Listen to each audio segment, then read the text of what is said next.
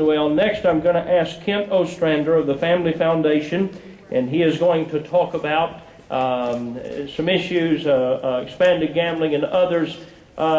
Some tell us that expanded gambling is dead. We keep hearing that, but at the same time we keep hearing and seeing pushes for expanded gambling. So I want you to listen well. It's very important that we receive this word and this instruction from Kent Ost-Tst. All right, well, thank you so much for being here. It's no small thing for you to be a part of this Retake America, Restore America gathering. Let's talk about gambling. I'm not going to stand here and denigrate the gambling movement. We all kind of know where it's going to go, but there's an opportunity that we can put a stake down in this session to make it harder for them to push gambling. Before I get into that, let me give you a little bit of history. My friend, and I mean that sincerely, former Governor Brereton Jones, when he initiated gambling back at the turn of the century, he basically said he would not be for any expansion of gambling unless it was a constitutional amendment and the people had the final right of ratification or rejection. I appreciate him saying that. The organization that he founded, KEEP, Kentucky Equine Educational Project, said the same thing. We're not going to support any expansion of gambling unless there's a constitutional amendment and the people have the final right to ratify or reject. Our current governor ran on a platform. He just cut it to the chase, and this is not exactly accurate, but he said, let's let the people decide. And he chided the incumbent governor at the time, Ernie Fletcher. What's the matter? Are you afraid to let the people decide? Well, the people don't really decide. It's a complex constitutional process that has to happen. Both chambers have to pass an amendment by 3/5.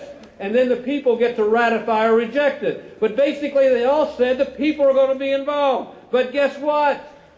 In 2009, they couldn't get their constitutional amendment, and they all said, to heck with it. Let's just pass a statute and tell the people that the legislature has the power to expand gambling.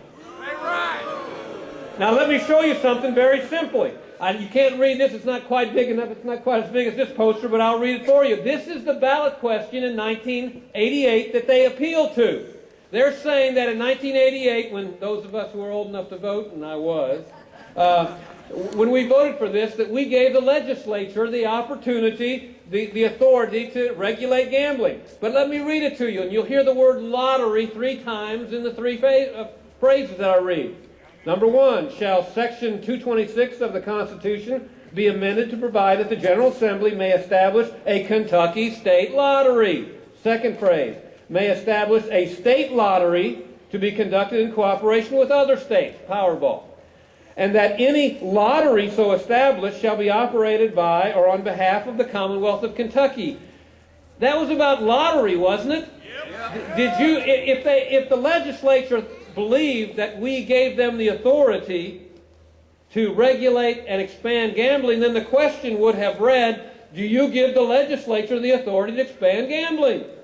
But they're all, I'm speaking about the governor, the Speaker of the House, and the Attorney General are all saying all we need to do is pass a statute. And the reason for that is because they know the people don't want it, and they'll get it by hook or crook. It's exactly like what's going on in the federal government. They're just going to push and shove. That's exactly right.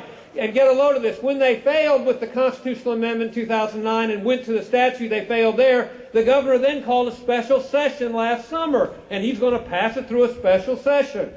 And there's a lot of conniving going on that I won't even get into, but it even began to fail there. And so what he did is he committed a cardinal sin, because we all know that you cannot gamble your way to prosperity. That's right. You cannot borrow your way out of debt, and you cannot spend your way to a balanced budget. So what he said was, well, the statute's not moving. Let's go ahead and borrow. Let's bring gambling in. Let's borrow against the proceeds, and let's spend the money now in order to build schools so that the legislators, we can bribe them, and they'll vote for new schools in their district. But they still failed. The governor is no longer the governor of the people of Kentucky. He's using every ounce of his energy and the power of his office to work for the gambling industry.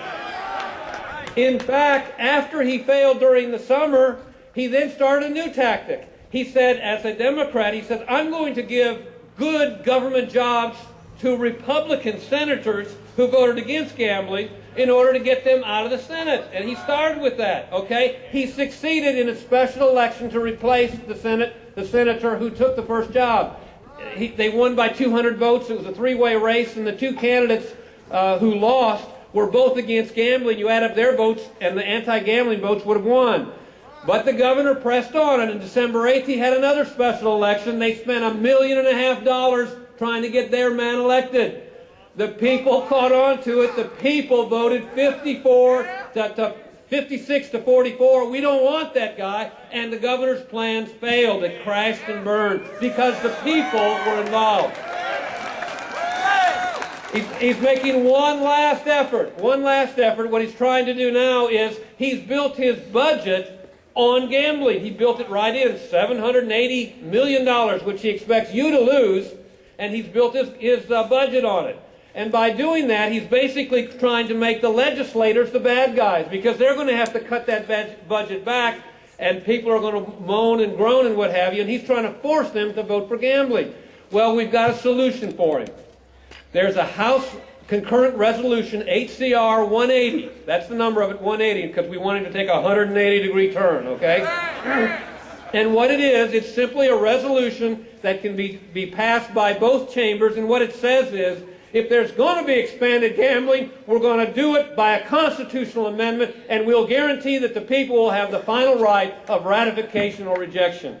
That House concurrent resolution is there before the House now. It was just introduced this week. I encourage you to get involved, let your voice be heard, and demand that that happen. Please understand that Kentucky is already ravaged by the addictions to alcohol. We're ravaged by the addictions to tobacco. We're ravaged by addictions to drugs. We even have the greatest problems with food, addictions to food, because we have problems with obesity.